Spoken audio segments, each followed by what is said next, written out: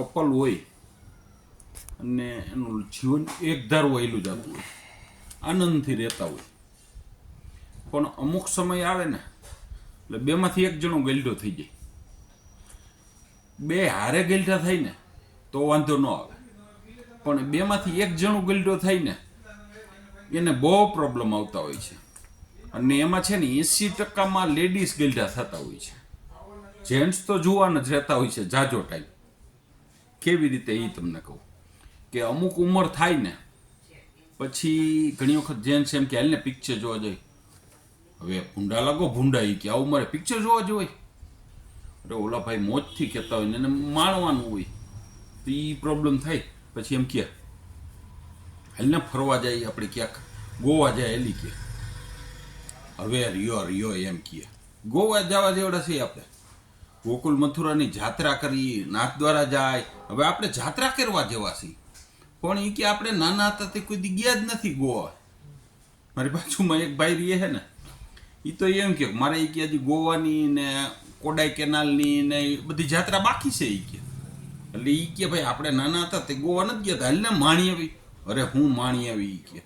પછી ક્યાંક ફરવા ગયા હોય ને તો અત્યારે જનરલ ફેશન છે કે જીન્સ પહેરતા હોય કે પેન્ટ ટી શર્ટ પહેરતા હોય કે આવું બધું ફરવા ગયા હોય ને ત્યાં બધું માણી લેતા હોય છે. એટલે ત્યાં ક્યાંક લઈ જાય ને તો એમ કે જીન્સ લઈ લે ને, હું લઈ લે ને એ કે આ ઉંમરે હારા લાગતા છે. આ ભાઈ આમ જ સીધા લ્યો, આ ઉંમરે હારા લાગી કે આપણે. પછી બીજે ક્યાંય ગયા હોય, માની લો કે એને ક્યાંક જમવા જવાનું મન થાય રેસ્ટોરન્ટમાં હારા, હાલ નહીં ક્યાંય છોકરાઓ નથી ને આપણે બે રેસ્ટોરન્ટમાં જમાય. હું રિયો એમ કહે આપણે જમતા હોય કોઈક જોવે કેવા લાગી. હું આપણે ત્યાં ચોરી કરવા ગયા હી, આપણે કોઈનું કરી નાખવા ગયા હી, અરે મોતથી ગયા હી. અને આપણે એમ કંઈક કેવા લાગી. એટલે ક્યાંય પણ જવાનો એવો પ્રશ્ન આવે કોઈ પણ જાતનો તો તરત એમ કહે કે આપણે ઉંમર જોવો ને. એટલે શક્ય હોય ત્યાં સુધી એને કોઈ દી ગલઢું થવું જ નહીં.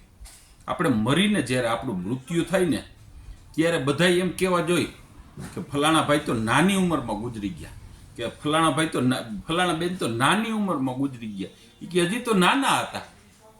એટલે શક્ય હોય ને ત્યાં સુધી મનથી કોઈ દી ગલઢું નહીં થવાનું. એમાંય આપણો પાર્ટનર, લાઈફ પાર્ટનર છે ને એ જુવાન હોય ને તો આપણે કોઈ દી ગલઢું થવું જ નહીં. એ જો ગલઢો થઈ ગયો હોય અને આપણે જુવાન આજે ફરવા હરવામાં રસ ન હોય ને આપણે એની યારે થઈ જાય એ વાત જુદી છે.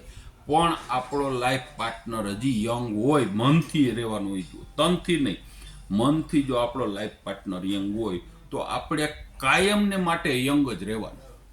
કોઈ દિવસ જુવાન ના ગટપણ આવ્યું એમ તો કહેવાનું જ નહીં. ઘણી વખત શું હોય લાંબા રૂટમાં ક્યાંક બાઇક લઈને જતા હોય ને હાજી કે હાલને બાઇકની લોંગ ડ્રાઈવમાં જાય. હવે અત્યારે લેડીઝને જનરલ બે બાજુ એક સાઈડ બે પગ રાખીને બેસવાની ટેવ હોય, એમ કે બે બાજુ પગ રાખીને બેસી જાય ને એ તો ભૂમકારી બોલાવતા જાય. હું આવે એ કે હવે તમને તો ગાંઠ પણ આવ્યું છે, નાનપણ નથી એવું, ગાંઠ પણ આવ્યું છે, આવી સલાહ દે. એટલે ઓલા ભાઈનો બિચારાનો મૂડ ફેલ થઈ જાય.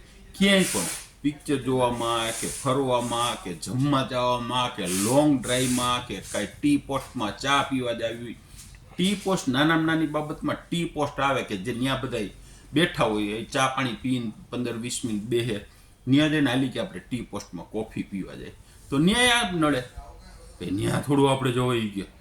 એટલે શક્ય હોય ત્યાં સુધી મનથી કોઈ દી ગલઢું થવાનું જ નહીં. જીવી ત્યાં સુધી જુવાન જ રહેવાનું. બરોબર ને? ભીખાલાલનું આવું માનવાનું છે.